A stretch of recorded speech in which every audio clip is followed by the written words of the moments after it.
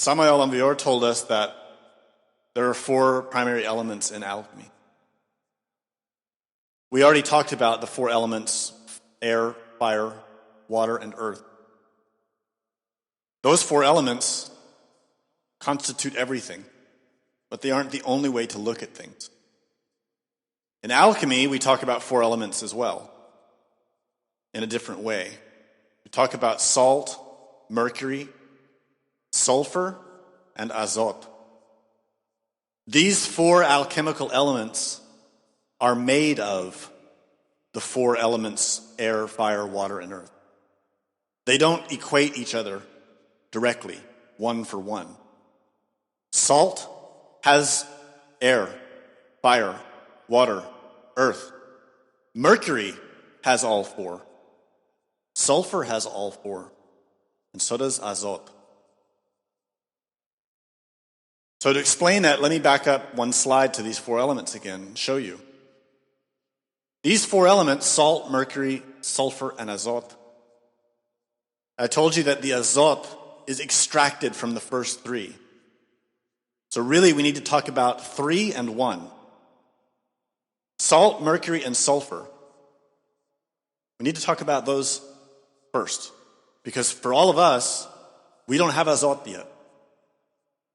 It's latent. The potentiality is there. We can develop it, but we don't have it yet. And it is not easy to acquire. It is the power of God. It is the power that the apostles had to heal the sick, to cast out demons, power over nature. The power of the elements is Azoph. When Moses parted the Red Sea, when Jesus walked on the water, when he raised the dead, that is what Azoph does. That is the Kundalini's power. So all these people around the world that are saying they're awakening Kundalini, if they don't have those powers, they are liars. Simple as that. Kundalini gives power over nature. Azoph gives that. So that power is extracted from salt, mercury, and sulfur when the conditions are established. But let's understand what this means. These first 3 elements are all interrelated with each other.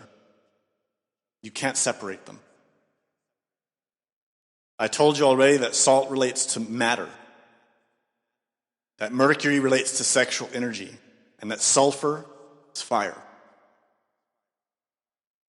So you can look at it in this way. All salt has mercury and sulfur in it. All mercury has salt and sulfur in it.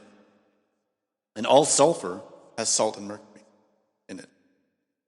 These 3 elements work exactly the same way as the Trinity on the tree of life. Within the Father are the Son and the Holy Spirit. And within the Son is the Father and the Holy Spirit. Similarly, in the Trikaya when we study Buddhism, the Dharmakaya cannot exist without the Nirmanakaya and Sambhogakaya. These 3 are always one. A trinity is a triunity, 3 as one. They are always connected, always related. What's beautiful about that is, mathematically speaking, really the salt is a trinity in itself, meaning our body. Because our body has fire and sexual energy in it. The light of the Ein Sof, that is in every atom that you have. Has anyone ever heard of an atomic bomb? Anyone seen images or pictures of the power of splitting a single atom? Everyone have an idea about that? That we now have the knowledge to split one atom and destroy thousands of lives? Did you know that that same power is in all the atoms of your body? All the atoms of your brain, all the atoms of your heart? That pure potential power is the power of the becoming. It is Azoph. Now you can understand where the power of a God comes from. Inside. In all the atoms. and all the cells and all the molecules, all the organs. It all contributes if you know how to work with it. So our physicality is here in the middle of two realms. The superior realms above are called nirvana, heaven. The interior worlds or internal worlds, the astral plane, the mental plane, the causal plane. Everybody wants to go there and be there. And below us, symbolically on this image, are the infernal worlds, what we call hell, Klipoth, Averno, Evici. The reality is we carry those two worlds inside of us. They are psychological. We are caught in the middle. Most of us is already trapped in hell.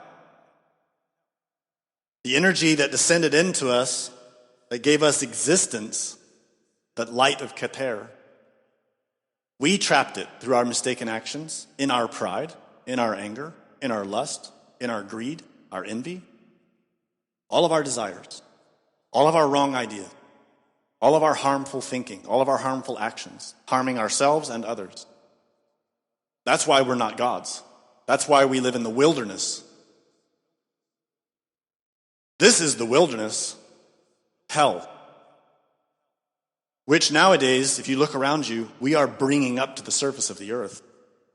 Because we already have hell in our minds, and we want to live out our minds physically. We want all of our hidden desires to be expressed physically without consequence. That's why we're now making legal things that just a few centuries ago, or even decades, would have gotten us executed. We're now making them all legal. It's acceptable. It's entertainment. We're bringing hell up to the earth, physically speaking. Instead of bringing heaven out of ourselves, we're expressing hell. So, in order to acquire the power of the incorruptible, we need to free ourselves of corruption. That corruption is not outside of us, it's inside of us. Why would God give the devil all of his power? We are the devil. We are very impure. Why would God give us power? Why would God, which is pure and incorruptible, give everything to a demon? The power of Azoph only is given to those who earn it, who purify themselves, who deserve it, who can be trusted, who act for the benefit of others, not themselves, who act as vessels and vehicles of love, not self-interest. So the power of alchemy has precisely always been restricted for this reason. Humanity has not been prepared for it. Humanity only wants to fulfill its desires. Humanity only wants sex and money and power and as many different kinds of interesting sensations as possible until we die. We don't care about anything else. Proof is all around us. We don't deserve the powers of a god. We can earn it by purifying ourselves, seeing our pride for what it is, how it hurts ourselves and others, eliminating pride. And every time you eliminate one of those elements in your mind, you free the energy that's trapped in it. The energy. That energy can be utilized and harnessed to do good. So that's what this tree of life helps us to understand. The dimensionality of ourselves. What we experience, how we experience it, and how to understand it in context.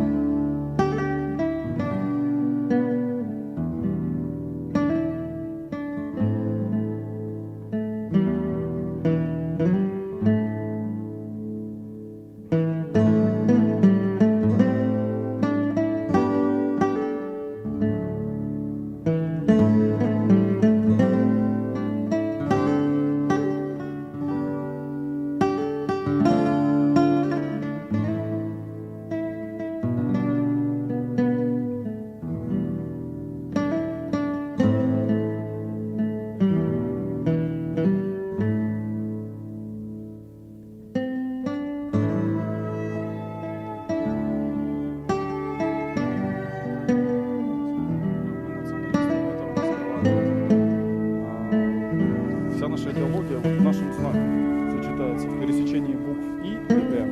Идея нации. This is the Azoph emblem being shown to Steve there. It's a pagan symbol known as Wolf's Angel, and a version of it was used by some SS units in Nazi Germany. Andrei Zumland's an expert on Ukrainian nationalism. He's looked at this, writing, "The Wolf's Angel has far-right connotations."